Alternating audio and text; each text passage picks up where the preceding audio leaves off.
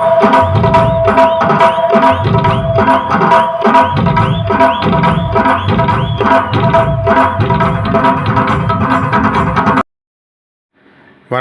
தங்கம் தொலைக்காட்சிக்காக பக்தி செய்தியாளர் ஈஸ்வரன்.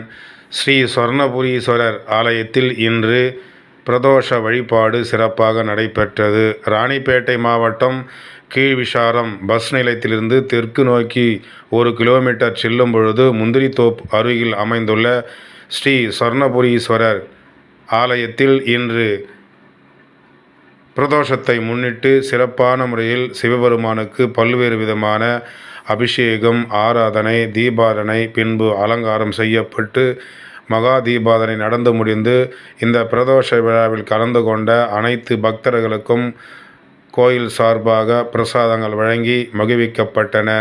இந்த பிரதோஷ விழாவில் கலந்து கொண்ட அனைத்து பக்தர்களும் சிவனை வணங்கி தன்னுடைய நேர்த்திக் கடன்களை செலுத்தி சென்றார்கள்.